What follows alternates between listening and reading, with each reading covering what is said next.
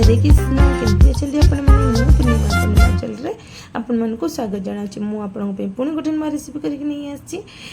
मु जो रेसिपीटा कर सीजनाल भेजिटेबल एने खरा दिन पणस बहुत परिमाण मार्केट को आसूची मुझे कि सब सीजनाल फ्रूट और भेजिटेबल प्रिफर करे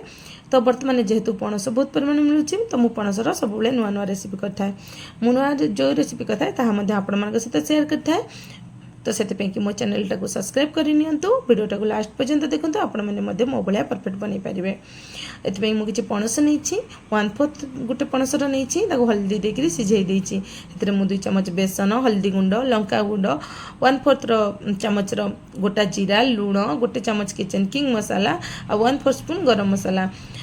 ए सब दे चकड़ी देछि एथिरे मध्य मु अदा कंचा लंका आउ रसुणर पेस्ट देछि जोड़ा कि मोर एडिटिंग टाइम रे कटि जाइछि आपण माने किंतु निहाती देबे सेटा दबा द्वारा आपनकर कोफ्तार टेस्ट बहुत भला आसी थाए ए सब देगिरी ताकू चकड़ी देबा परे देखो मुझे केमती चकड़ी आपण मैंने से भाया चकड़ी पारे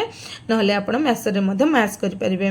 मु अल्प अल्प कर बेसन मिसई थी कारण आम पणसटार जी बेसन खाइब से दबा बेसी बेसन देले भल लगे ना मुझे 2 चमच देती मत चकटा टे पानिया लगे जोटा कि मत कुप्ता गढ़ असुविधा हम से मुझे गोटे चमच बेसन पछे आड करी ये सब कलापर आम गोल गोल कर सब बॉल बन नवा जेहेतु यहाँ कुप्ता करी कुप्ता देखा जाए मुझे गोल गोल कर चाहिए अलग सेप दे पारे ये सब गोल कलापर सब गरम तेल रे छाणी दौची तेलटा अधिक परिमाण में गरम होता दरकार ठंडा तेल रे आपण पकेबे नहीं ठंडा तेल रे पकेबे कुप्ता खोलीज आपणकर कुप्ता गुड़िक अधिक तेल टाणी किंतु आपणकर परफेक्ट गरम होता टाइम रे बहुत बेसी गरम करेंगे नहीं तेलटा को ना पोड़ी जबार भी डर अच्छी परफेक्ट गरम टाइम रे आपण जदि पकेबे आपणकर मो भाई लाल लाल कोफ्ता हम गोटे भी फाटी बनई भांगी बनई आपण मैंने भी देखिपे गोटे भी फाटी कि तेल सोक करनी बहुत कम तेल रे एटा छाणी जाए भावे नहीं जे छाणुची बोली बहुत तेल सोक करची आपण मैंने कड़े मोर तेलर क्वांटिटी देखी जानीपे एटा बहुत कम तेल रे छाणी हो जाए कोफ्ता गुड़िक जेहेतु परफेक्ट गोल्डन कलर हो गला मुझे सब तेलर छाणी दौची ये सब छाणी देला आम जो बची बाकी कोफ्ता गुड़ाक फ्राए करवा ये सब काढ़ला मु कौन गली सेम से ही तेल ही होकर बहुत तेल बच बहुत कम तेल यहाँ शो करता है नेक्स्ट बैच से भाई आम छाणी नवा गोटे साइड है लौटेला भल भाव जो गोल्डन कलर हो छाणीदे आपण मैंने भावुवे बोधे मु फूड कलर यूज कर आदौ फूड कलर यूज करेनी जो आम काश्मीर चिल्ली रेड कलर से रेड होती मुझे जारटार रसुण लंका और अदा को प्रथम पेस्ट कर नहीं जोटा कि आम कोफ्तार पकई सेम जार रे मु पियाज आधा चामच जीरा गोटे डालचीनी फाड़े स्टाल फ्लावर 2टी अलैच 4-5टा गोलमरिच 2टा लवंग जाईफल गोटे छोट खंड आप देखिपे जाईफल क्वांटिटी बेसी देवेनि यार टेस्ट बहुत हार्ड होता है तापर 2टा टमाटो ये सब नहीं पेस्ट बन नौची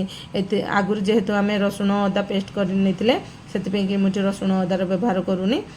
तापरे से सेम तेल रे एक्स्ट्रा कड़ाई रे आम एक्स्ट्रा जो तेल थिला ताकू काढ़ी देकर गोटे प्याज मुठी काटिकी देछि भाजी दौची तापरे आधा चामच हल्दी गुंड लंका गुंड मुझे काश्मीर चिल्ली देछि आम घरे लंका टी कम खाती मु ऑलरेडी अदा रसुण संगे लंका पेस्ट करी से काश्मीर चिल्ली पाउडर देली जोटा कि राग लगी न था कि कलर बहुत सुंदर आसता है ये सब देकर भाजी सारा पर आम जो पेस्ट कर रखी मसला ताकू देकर भल भाव में कषि नवा जिते आम मसला कषुवे ये मन रखिए सब बेले कम फ्लेम रे मसला कषिबे जहाँद्वारा मसला भल भाव में कषि था ये सब कषिबा टाइम मुझे गोटे चमच जो आमर किचन किंग मसाला और स्वाद अनुसार लुण दे देछि लुण दबा द्वारा मसला भल भाव में कषि होता है तापर किचन किंग मसला जेहेतु आम कोफ्ता देचे कोफ्ता और करीर टेस्ट एका लगे से मुझे गोटे चमच दे देछि किचन किंग मसाला मसला भल भाव में कषिगला मसला जार जो लगिकी मसला था अल्प धोईकी पानी दे देछि सहित आउ गोटे ग्लास पानी दे देछि कहीं कोफ्ता जेहेतु छणा है बेसन पड़ी झोल बहुत बेसी टाणिब करी आप जी रखा चाहते झोल ताठू टी अधिक परिमाण में पानी देवे जिते ठंडा हम आउ तरकारी होगापर जो झोल गुड़ा सोक कर कोफ्ता से ना सुखिला हो पानी टी अधिक क्वांटिटी देते बेसी टाइम फुटेबे नहीं बेसी टाइम फुटेले कोफ्ता खोलिबार डर अच्छी जेहेतु सफ्ट सफ्ट है मात्र आम 2 चमच बेसन ही यूज करचे बाइंडिंग करने शेष दे देछि 1/4 स्पून गरम मसला जोटा कि झोल पे मु देछि कोफ्ता तो आम आगु गरम मसला व्यवहार करथिले तरकारी कंप्लीट होला परे मु धनिया पत्र रे एंड करछि तरकारीटा को केते सुंदर कलर होईछि आपण माने देखिकिरी जानि पारुथिबे बहुत कम समय रे कम परिश्रम रे एते होटल रो रोसई परकी देखा जाउथिबा आ टेस्ट मध्ये से भलिया हेतिबा आमे जो पणसर ए कोफ्ता करी तयारी कर देले जेतबेले जेहेतु मु लुहा बासन रे एटा तयारी करिछि ताकू संगे संगे से पे आ गोटे बाउल को ट्रांसफर कर नेली आपण जेतबेले लुहा बासन रो व्यवहार करचंती सेठी आपण रोसई करबा परे तरकारी जमा बेस रखिबे नै जोतरे कि आपणकर